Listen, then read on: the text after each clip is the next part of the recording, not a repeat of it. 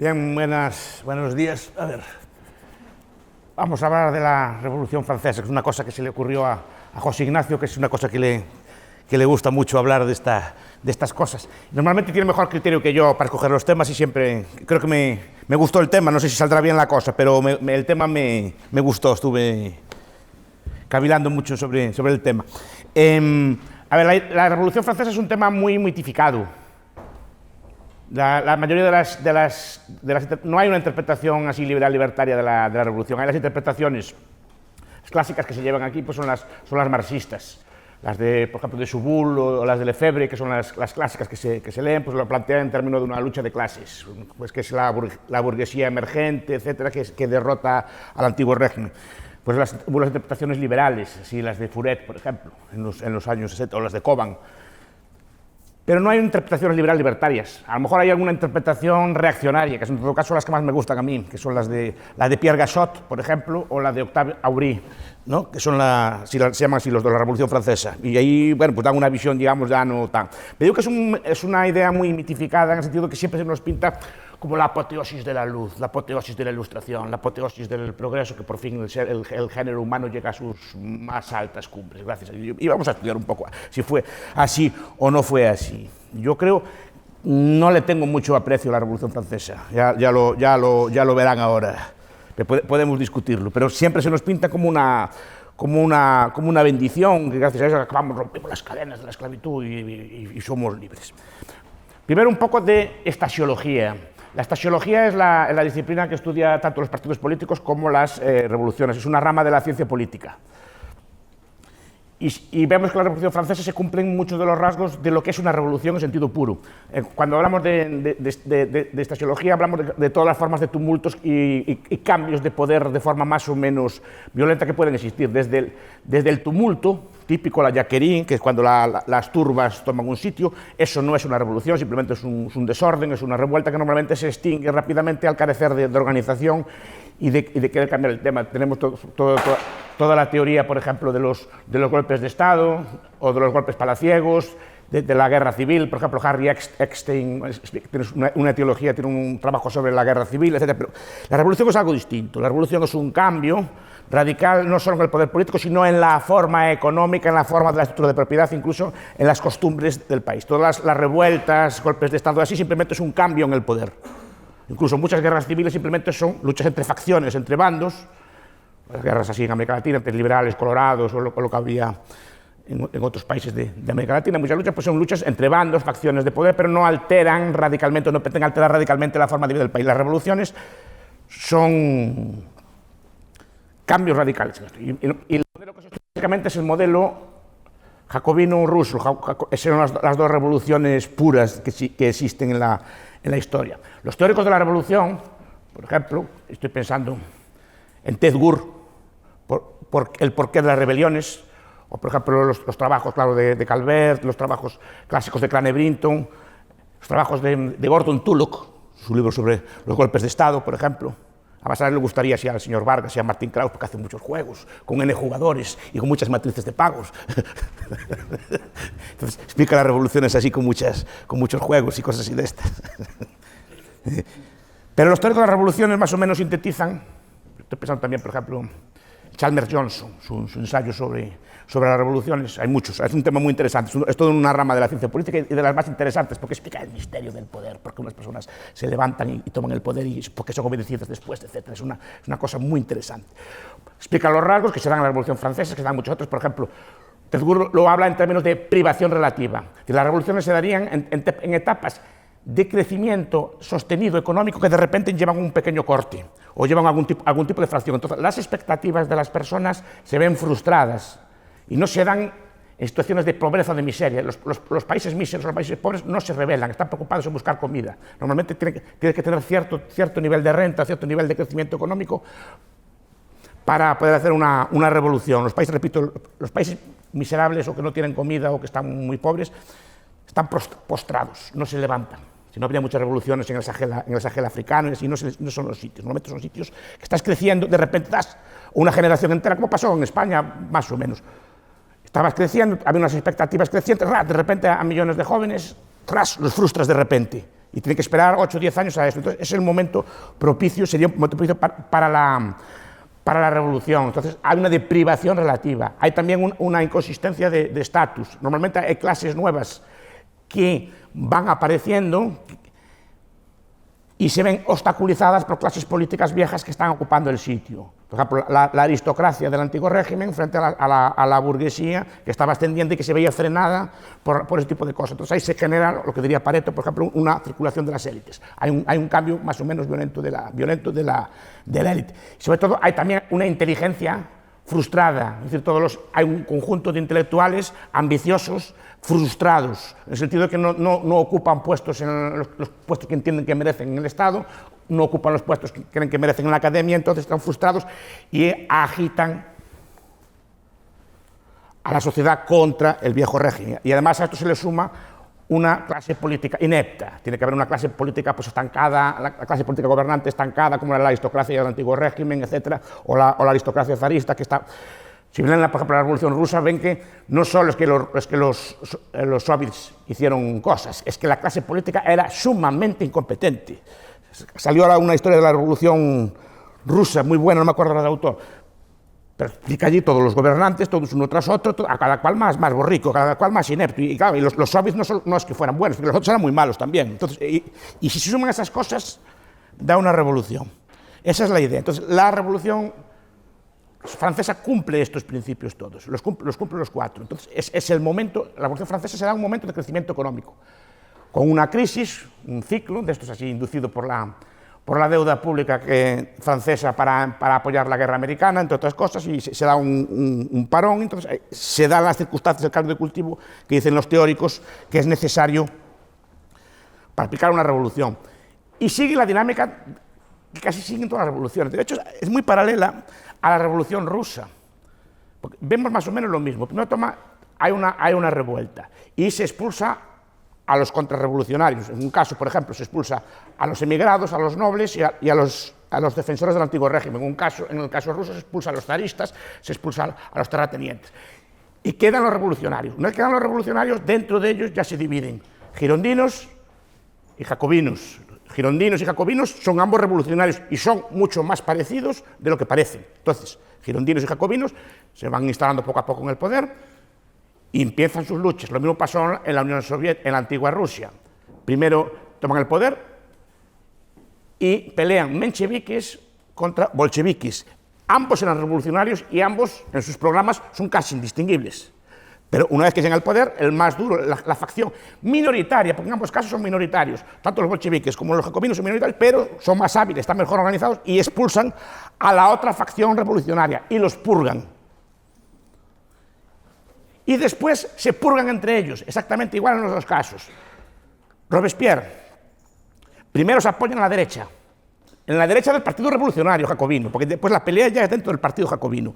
Robespierre se apoya en la derecha, que es Danton, para acabar con la izquierda revolucionaria jacobina, que eran los hebertistas, y Jacques Roux y todos estos, y toda la izquierda ya que querían cambios sociales, quería llegar al comunismo. Primero se apoya en la derecha, para acabar con la izquierda, guillotina a los hebertistas, y una vez que guillotina a los hebertistas, se revuelve contra la derecha y le corta la cabeza a Danton.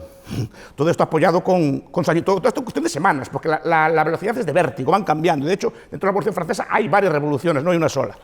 Y corresponde a los historiadores determinar esto. O sea, las etapas y las discusiones que hay sobre ellas, etc. Pero digo y al final Robespierre, a su vez, es guillotinado y queda un tipo duro, que es Napoleón al cabo de unos años después de la reacción de Termidor, ¿no? Y en Rusia pasa lo mismo. Lenin purgan a los mencheviques, después se purgan entre ellos. Stalin se apoya en la derecha, en Bukharin, para liquidar a la izquierda, que es Trotsky y Preobrazhensky. Una vez liquidados, liquida Bukharin y se pone él. Es casi el mismo fenómeno. Y acaban también con un tipo duro gobernando. O sea, no es exactamente igual, las condiciones no son las mismas, obviamente son revoluciones de otro tipo, pero la mecánica es casi siempre la misma. La revolución siempre devora a sus hijos, y es así. Y al final queda un oportunista que liquida a los revolucionarios originales, porque los revolucionarios originales fueron casi todos ellos guillotinados. ¿Cuál es el legado de la Revolución Francesa? Que es lo que quería yo hablarles aquí. No quiero hablar de historia. Ya ver, yo no soy historiador. Me gusta la política, estudio la historia política, no estudio los hechos históricos, porque sé que estos temas hay muchas discusiones sobre los bandos que había, etc. O sea, no quiero entrar en esos temas ni en esas discusiones, pero sí que me interesaría que este tipo de conferencias interesaran a los historiadores que pueda haber por ahí para que estudien estos temas, este y otros temas desde un punto de vista distinto. Porque, repito, la mayor parte de las interpretaciones que tenemos históricas se corresponden a uno de estos modelos y no se dan visiones alternativas a este modelo. El legado de la Revolución Francesa es largo y potente. Hay un libro del autor Erich Hobsbawm, que se llama Los ecos de la Marsellesa, que nos habla de las consecuencias a largo plazo que tuvo la Revolución Francesa. Primero, a nivel político, en la Revolución Francesa, el profesor Ramón Maiz tiene un trabajo muy bonito que se llama Las teorías de la democracia en la Revolución Francesa, y dice que hay dos grandes tipos de modelo de democracia, y los dos triunfan. Uno es el modelo Sieyès-Condorcet,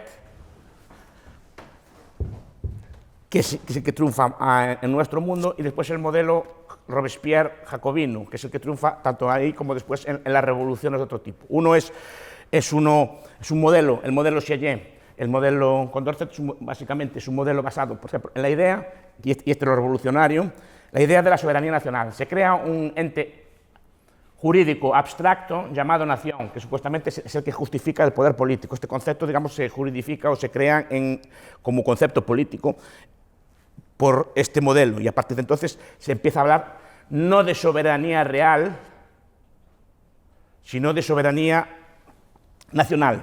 Es decir, pasamos de obedecer a una persona de carne y hueso a obedecer a una abstracción, un ente abstracto llamado nación, que no se sabe muy bien qué consiste, y que es un concepto abstracto. Esto es fruto de esta idea. Se crea el concepto de ciudadano. A mí me gusta mucho así. Entonces, claro, ya no eres un súbdito, nos dicen así, ahora somos ciudadanos, que siempre dicen que es uno de los grandes legados de la Revolución Francesa, somos ciudadanos dotados de derechos y dotados de un montón de cosas. Entonces se crean todos los conceptos de ciudadanía con sus derechos asociados al voto, a la participación, etc. Es un concepto filosófico, también viene de esta idea. Se crea o se introduce, a ver, no se crea en la Revolución Francesa, esto tiene un trabajo filosófico antes y se dio en otros sitios, pero digamos que aquí se cristaliza políticamente todas estas ideas. No es que no existieran antes estas filosofías. Se desarrolla el positivismo jurídico. O sea, a partir de entonces, la ley ya no es fruto de la historia, de la tradición, del common law, la ley es fruto de la nación. Entonces pasa a ser una decisión, pues, de los órganos representativos o de los órganos soberanos. Y esto es un concepto muy importante, sobre todo a los que les gusta el derecho, es decir, que se cambia de una idea de un common law, de una ley creada evolutivamente, a una idea de una ley creada positivamente, creada a través de la decisión política. Y se crea un concepto, o se cristaliza un concepto nuevo, que es el concepto de representación, y se elimina el llamado mandato imperativo, que era un rasgo del antiguo régimen, que esto daría también lugar a otro debate. Yo no creo en la representación. O sea, la representación es un concepto, pues, jurídico que existe. Por ejemplo, representación es un matrimonio por poderes. Representación es que yo a mi representante le encargo que compre 1000 kilos de trigo, pero mi representante solo puede comprar 1000 kilos de trigo, no puede decir mañana lo que da la gana. Pero se altera el concepto de representación y se crea como una especie de transustanciación jurídica. Muchas veces se meten conmigo así los ateos y me dicen, bueno, ¿tú crees que en la misa se transustancia? El cuerpo, aquel trozo de pan y aquel trozo de vino se convierte en el cuerpo y la sangre de Cristo. Pues sí, claro, yo creo, soy católico y tal, creo en esas cosas. Bien, atrasado. En cambio, ellos creen que por el mero hecho de poner un papel en una urna, cualquier persona cogida de la calle al azar se transustancia en la voluntad de la nación. Y esto es un concepto que le debemos a Burke, en el discurso de los lectores de Bristo, pero es la idea de la representación, que esos ciudadanos, que son personas como cualquiera de ustedes, muchos de ellos son como jabalís, que algunos los conocen, ¿no? O sea, tú ves a ese señor que lo conoces de toda la vida y lo ves ahora, es la voz de la nación. ¿Cómo que la voz de la nación? Es el mismo que eras antes, no te transustancias en nada, pero esta ficción apareció y se acabó con ella el mandato imperativo que era el antiguo régimen. El mandato imperativo es decir, que el representante de verdad va con el voto de casa, se decide en la asamblea o en la sección o lo que sea así, se vota, como eran las Cortes de Castilla antiguamente, dice, pues se vota en Segovia, por ejemplo, la ciudad de Segovia, reúne sus representantes, discuten allí, y se sube el impuesto o no se sube. Y tú vas a las Cortes de Castilla y con el voto de casa. No es que yo, pero aquí no. Aquí una vez que te votas, puedes literalmente votar todo lo contrario de lo que prometiste y no pasa nada. Porque supuestamente tú ya no eres tú, ya representas a la nación y la nación la interpretas tú. Entonces es un cambio muy grande en la filosofía política. Porque ahora el representante representa a la nación, es soberano y puede cambiar el voto, no le debe nada a nadie. Antes sí, antes el voto venía de casa, se delegaba allí y se votaba. Y esto es un cambio muy grande que viene con la Revolución Francesa y después deriva en un montón de cosas de estas.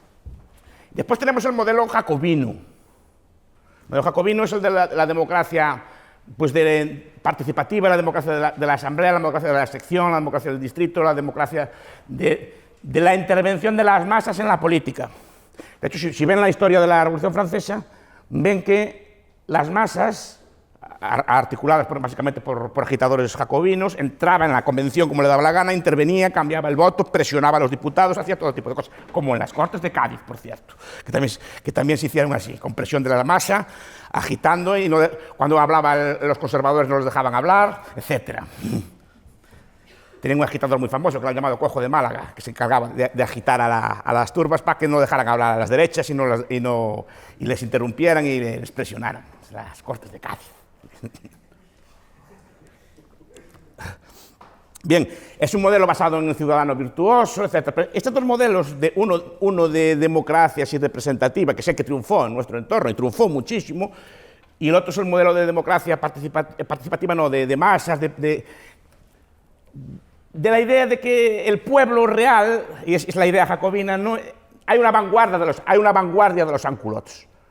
Hay una vanguardia del pueblo, y esa vanguardia del pueblo pues, la representan esas personas, y esas personas son las que representan realmente al pueblo y tienen derecho a intervenir. Lo vemos incluso en fenómenos populistas actuales, o en fenómenos políticos actuales, que se da ese fenómeno. Una vanguardia dice que ellos representan a los desheredados, a los parias, y tienen derecho a participar, incluso a interrumpir parlamentos, lo que sea. Esto es una cosa que viene de la democracia jacobina. ¿Qué más consecuencias? Pero filosóficamente vemos que derivamos buena parte de nuestras instituciones de modelos, derivados en este caso del modelo Sieyès, perfeccionado, etc. Pero la idea esa de la nación, la representación y tal, es lo que nos queda y lo que impregna buena parte del pensamiento político. Esto deriva de la Revolución Francesa. ¿Por qué critico también a la Revolución Francesa? ¿Qué consecuencia tuvo? Una, la abolición del feudalismo. Antes el profesor Calzada nos hablaba de la noche de San Bartolomé. Hay una fecha para mí fatídica, que es el 4 de agosto de 1789. No el día de la toma de la Bastilla, que también, como todo, fue una toma así bastante salvaje. Pero como era todo Pero el 4 de agosto de 1789, si no recuerda mal mi memoria, fue la llamada Noche de San Bartolomé de los derechos feudales. Es la noche en que se decretan abolidos todos los derechos y todos los principios feudales, todos los principios jurídicos del feudalismo en Francia. Y se acaba con los principios de la Edad Media. Fue Camille Desmoulins el que... Y a partir de ahí se crea todo, una propaganda y una contrapropaganda contra la Edad Media. Y se deslegitima por completo todas las instituciones medievales. Porque esa noche hubo una especie de debate y allí se sacaron todos los tópicos contra la Edad Media que después se transmitieron a través de la historia. Por ejemplo, hay un profesor francés que se llama Jacques Herz, que tiene un libro que se llama La invención de la Edad Media. Explica cómo los revolucionarios franceses y sus amiguitos, sus antepasados, los ilustrados, porque la Revolución Francesa deriva de las ideas de la Ilustración. El libro de Daniel Mornet, Los orígenes intelectuales de la Revolución Francesa, lo demuestra muy bien, que todos Rousseau, sobre todo Rousseau, pero todos los ilustrados, todos son los padres intelectuales de esto. Y odiaban todos la Edad Media. Bien porque dominaban ella la Iglesia, bien porque era una forma política que a ellos no les gustaba, supuestamente no estaba dominada por la razón, y la atacan. Entonces crean una especie de leyenda negra de la Edad Media. Yo creo que si hay un colectivo al que le hacen menos caso que a nosotros, es a los medievalistas. Mira que nosotros estamos cansados de decir, mira que el salario mínimo genera paro, todo ese tipo de cosas, y nos siguen sin hacernos caso, toda la vida. Pues el medievalista yo creo que es peor, porque todos los días está escuchando torturas medievales, Inquisición medieval, todo este tipo de cosas, cuando no era medieval ninguna de esas cosas. Es decir, la Edad Media tiene una fama, una leyenda negra terrible. Y mira que está explicado, y mira que se sabe, y mira que se explica. Y nadie, todo el mundo, aquello medieval era una cosa llena de mazmorras, y como esas películas de mazmorras y dragones, y una cosa así por el estilo. No, todo horrible, pero no es así. ¿Qué pasa? Porque la Edad Media, a los reyes no les gusta la Edad Media, la prestación de servicios públicos era casi toda ya privada. Y Jacques Hertz, por ejemplo, nos cuenta, vamos a ver, sí, que había que pagar un puente, había que pagar un peaje por la carretera, había una serie de cosas. Además, el propietario del puente de la carretera vigilaba su carretera para que tuviera muchos clientes. Claro que había que pagar, qué horror. Entonces el rey nacionalizó las carreteras y a partir de entonces pasó a cobrar un tributo plano por las carreteras. Y lo que hace Jacques Hertz es contar cuánto pagaba la gente antes y cuánto pagaba después. Con el tributo plano, pagaba bastante más con el tributo del rey que cuando eran privadas, pero nos dijo, ¡ay, corro! Entonces, y así un montón de cosas, la Inquisición y tal. La Inquisición básicamente es un invento del Renacimiento, no es un invento de la Edad Media. Y la Inquisición tenía consecuencias políticas, etc. Es decir, era la Inquisición, sobre todo la Inquisición que se hizo contra los cátaros, fue una excusa para que los reyes de Francia expandieran su territorio, que era el sur de Francia. Y con la excusa de los cátaros invadieron y conquistaron, y la Inquisición la pusieron allí como la culpable de todo, cuando creo que había que buscar causas políticas en eso. Te digo, entonces pasan a denigrar la Edad Media, pasan a denigrar los derechos feudales, pasan a denigrar toda la cosa, y se crea un ataque, digamos, a una época histórica, como si llegara un mundo nuevo. Llegara el mundo de la razón, de las luces de la Ilustración, y se acaba con el mundo, digamos, antiguo, medieval, oscuro, etc. Y al mismo tiempo se denigra toda la filosofía, toda la teoría política y todas las formas políticas de la Edad Media, que eran bastante más avanzadas, en mi opinión. Obviamente eran de la época, y la gente tampoco de aquella época no era muy fina. Eso también hay que tenerlo en cuenta. Pero no es la brutalidad que nos dicen que haya. Por ejemplo, cuando llega el Renacimiento, vuelve la esclavitud a gran escala. El tráfico de esclavos entre Europa y América viene del Renacimiento, y muchas otras cosas vienen después. No es una cosa que venga de...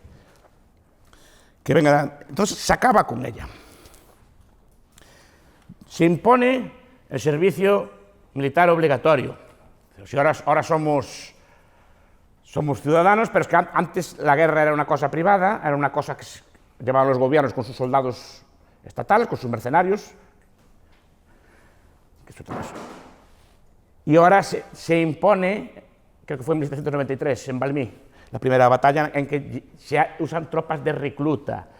A partir de entonces somos ciudadanos, y como ciudadanos tenemos que servir la patria. Y como tenemos que servir la patria, todos como carne de cañón a morir en las guerras de Francia. Hay un libro muy bonito al respecto, que es el de Nickerson, de Armed Horde, la Horda Armada, explicando cómo se crea el ejército militar de masas y cómo, obviamente, las tropas son usadas como carne de cañón por los generales de Napoleón y por los generales de la República. Es decir, de repente, supuestamente somos más libres, pero de repente ya tenemos que prestar un servicio militar, ya tenemos que prestar una serie de deberes forzosos en nombre de la nación, porque ahora somos todos. Económicamente, el legado de la Revolución Francesa es discutible. Antes el profesor Calzada hablaba de Say. Say fue un protagonista de la Revolución Francesa. Hay un libro muy bonito, aquí creo que no es muy conocido, que es el de Enrique Ballestero, Los orígenes de la economía liberal, que está en Alianza Editorial, que es la vida y el pensamiento de Say.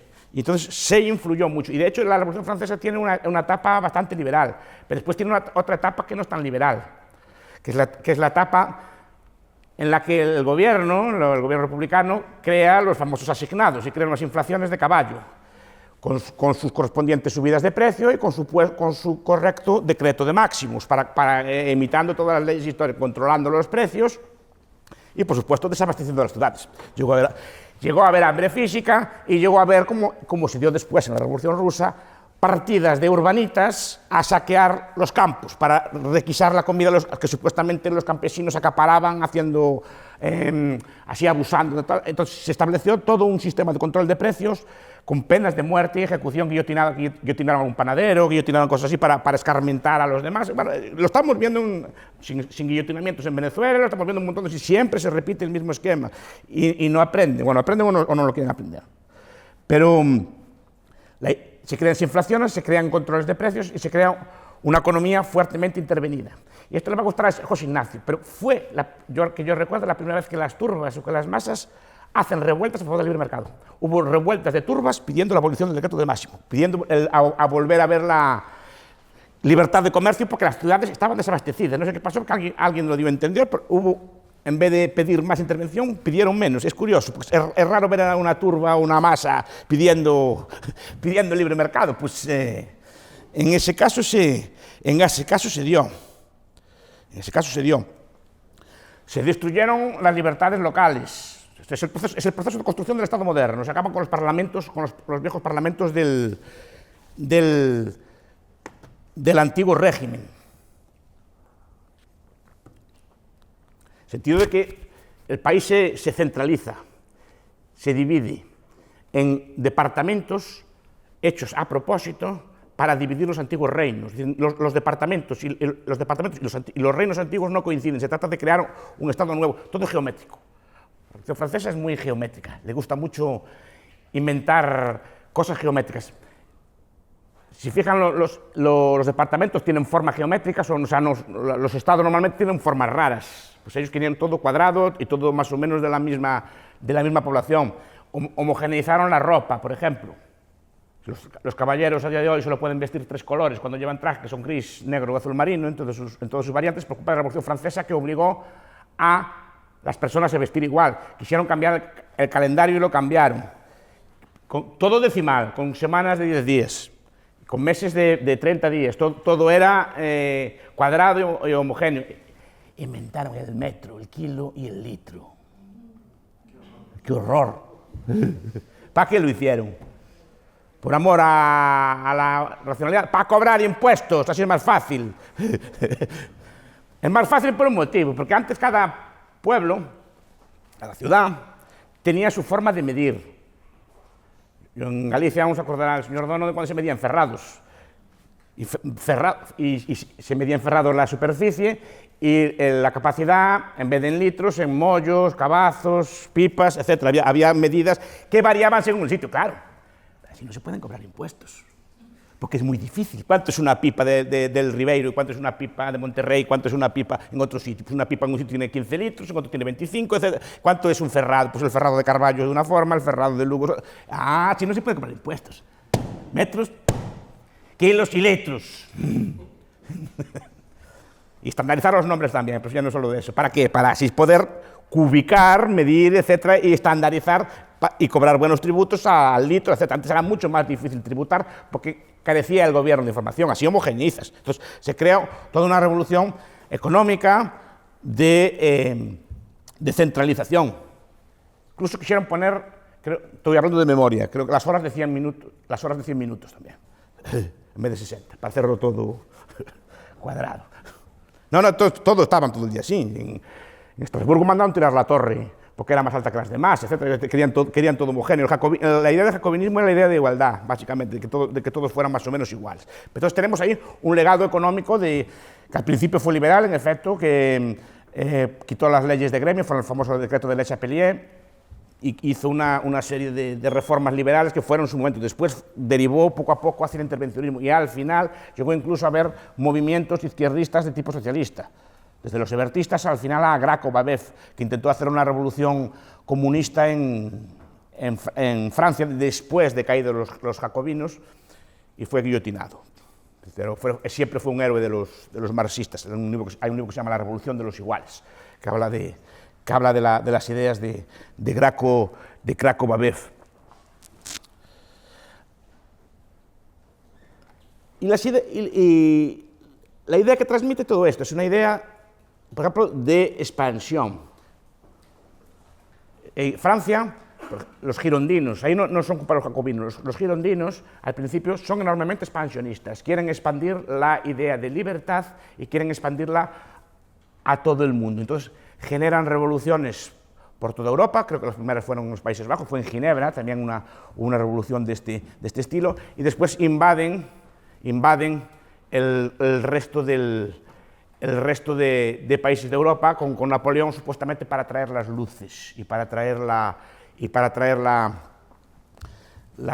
verdadera libertad a los países. Entonces se crean movimientos también de este estilo, de afrancesados en todas partes, los afrancesados españoles, por ejemplo, mis queridos afrancesados, que muchos robaron los bienes nacionales. Cuando llegó José I y saqueó las obras de arte todas españolas, y sus amigos afrancesados entraron también en el reparto. Es decir, que es una gloria para el país, para las luces, para la revolución. Entonces tenemos una expansión ideológica hecha por la fuerza de las armas, que es el antepasado. Hay un señor que se llama Claes Ring, que se llama América la Virtuosa, escribió un libro comparando a la Revolución Francesa con sus jacobinos y sus girondinos, expandiendo las ideas con los neocon modernos. Los neocon también quieren expandir por las armas las luces del neoconservadurismo. Entonces, tenemos este tipo de ideas. Tenemos el culto a la nación. Todo esto son inventos. Por ejemplo, la idea de crear himnos, de crear banderas y rendirles cultos, y esto lo montaba el pintor David. David, que debía ser un genio como pintor, también montaba escenografías y montó un culto a la razón en la Catedral de Notre Dame, y gustaban muchos símbolos, plantaban árboles de la libertad, y hacían todo tipo de culto a la religión cívica. Sustituyeron a la Iglesia, que fue una de las principales damnificadas de la Revolución, por supuesto, obviamente. A la Iglesia le quitaron las tierras, los jacobinos las cogieron y después las repartieron entre sus amiguitos. Y crearon unos asignados basándose en eso. Y excluyeron a la Iglesia de la educación. La educación ya no es de la Iglesia, ahora es de las luces, ahora es del Estado. Ahora es el Estado quien tiene el monopolio de la educación, y cambian los contenidos de los grupos de texto, etc. Entonces, es otro cambio más también en la Revolución Francesa. La educación pública moderna, aunque no tiene su origen en la Revolución Francesa como tal, sino años después, con Jules Ferry, tiene la idea de que debe ser expulsada de la educación. Entonces se le quitan las tierras, se le quita la educación, y al mismo tiempo se elimina un contrapoder. Se crea un culto, repito, a la nación. Entonces vemos la nación, como digo siempre, tiene culto de latría. Si uno de ustedes entró en una misa alguna vez, ven que hay varios tipos de culto, de dulía, de superdulía y de latría. Es decir, que hay un culto a los santos, a la Virgen María y a Dios. Entonces, si se fijan, cuando pues, el cura levanta el cáliz, hay que ponerse de rodillas, hay que hacer una serie de gestos. Se llama culto de latría. Hay que prestar una serie de ritos. Fíjense en el culto que se le presta a la nación. Está copiado de la Revolución. Pues cuando suena un himno así, hay que ponerse de pie, poner la mano en el corazón. Son gestos de acatamiento, son gestos lo mismo que se hacen en una misa, se hacen con un himno, o se hacen con una bandera, o se hacen con otro tipo de cosas. Es un culto, y eso es un culto inventado por la Revolución Francesa de forma deliberada, porque hay que crear, digamos, una especie de religión cívica. Hay que sustituir la vieja religión tradicional por una religión nueva en la que el objeto de culto sea la nación o sus símbolos expresados a través del Estado. Y sobre todo, también en la Revolución Francesa vemos las ideas de contrarrevolución. Creo que la primera contrarrevolución moderna también se da en la Revolución Francesa, fue la rebelión de la Vendée. Antes de nada, el profesor Calzada, que me dio muchas ideas, me recordó, hablando del tiranicidio, el tiranicidio de Marat, cuando Charlotte Corday mata en su bañera al represor de septiembre, a Marat, que fue una persona que hizo una matanza en el mes de septiembre, en septiembre del 92, si no recuerdo mal. Estoy hablando de memoria, no tengo aquí digamos que eliminó a buena parte de los prisioneros políticos en ejecuciones en las cárceles de allí, muchos nobles, etc. Y Charlotte Corday, que era una noble normanda, conocía la historia del tiranicidio. No sé qué libros leyó, si a Duplessis Mornay, si a Hoffman, o no sé si a Mariana, pero ella conocía la historia del tiranicidio, porque se entró en su biblioteca y conocía el tiranicidio, y leyó la historia del tiranicidio, y fue allí ella personalmente, y mató a Marat mientras estaba bañándose. Y esperó allí, etcétera, y fue ejecutada con aplausos de la gente, porque murió con una dignidad, según parece, ejemplar. Pero asumió su culpa. Pero esa idea del tiranicidio también está allí. Y la idea del tiranicidio también se dio en las primeras contrarrevoluciones, que son revoluciones que contra la revolución. Entonces, la Vendée, por ejemplo, que también anticipa muchas de las cosas que hicieron después los rusos. La Vendée se levanta en armas, pues, instigada por nobles y por los llamados curas refractarios, porque había curas que Digamos que la revolución creó una especie de religión de Estado, entonces creó una religión católica que los curas tenían que juramentar la Constitución. Buena parte de los curas se negaron a jurar la Constitución, entonces se llamaban curas refractarios y estaban en muchas provincias. Y se levantaron en la Vendée, se levantaron en Bretaña, los míticos chuanes, la chuanería, se levantaron contra la revolución y fueron aplastados sin misericordia por las llamadas columnas infernales. Y ensayaron métodos de ejecución que después hicieron la Revolución Rusa, como los de ahogar a la gente en los ríos y cosas por el estilo. Eso lo hizo también Trotsky en la Revolución Rusa. El legado es mucho. No todo fue malo, repito, el legado económico fue de inflación, de control de precios, de desastres, etc. Y los legados políticos podemos discutirlos ahora, desde guerras que expandieron por toda Europa, que dieron lugar a Napoleón en nombre de esto, pues desastres económicos, el uso del terror político, que también es una novedad en la historia reciente, o sea, el uso de terror, del miedo como arma política en los meses de 1793 en adelante, hasta 1794, el terror, que la gente, cualquiera no tenía miedo a hablar, se decretó la censura de prensa, se decretaron un montón de cosas, y la gente tenía terror a hablar, que después también fue imitado en la Revolución Rusa, el terror para aterrorizar a los rivales políticos. Entonces los legados son múltiples. Tuvo alguno bueno, la abolición de la esclavitud, por ejemplo. Otros consideran los derechos humanos. Yo los derechos humanos no lo considero un logro, no porque no esté de acuerdo con los derechos humanos, sino porque los derechos humanos obviamente ya existían previamente. No, lo que hicieron fue escribirlos allí, pero parece que los inventaron ellos. Los derechos que se consideran humanos son derechos de derecho natural. Más que ellos los constitucionalizaron, los pusieron allí en un papel y tal, y parece que fue un avance. El avance ya había venido de antes. Creo que el principal avance fue la abolición de la esclavitud. Lo que pasa es que también, como muchas otras cosas que hicieron, la hicieron mal. La hicieron de aquella manera también, porque la conservaron, hubo muchas presiones, sobre todo los girondinos. Los girondinos eran como el ala derecha de la revolución, el ala así, pues, neoconservadora de la revolución. Y los tratantes de esclavos así querían sí abolición, pero un poquito nada más, sí, o dejarla solo en las colonias, o una cosa por el estilo. Y la abolieron, pero la abolieron de forma, yo creo que, bueno, no sé si la hicieron de forma prudente. Por ejemplo, en Haití se hizo una revolución, y bueno, una revolución que se levantaron todos y mataron a todos los terratenientes, mataron a todos los blancos. Fue una revolución muy liderada por eso que se llama Toussaint de Louverture. Pero claro, destruyó al país por completo. Fue lo que hablamos otras veces de un aristocidio. No quiere decir que los esclavos tuvieran razón, pero digo que fue mal hecha, se creó de forma muy violenta y desestructuró mucho los países. Hay un libro muy bonito que se llama Los Jacobinos Negros, de Cyril Lionel James, que es muy ilustrativo de cómo era el conflicto en aquella época. Digo, el legado llega hasta hoy.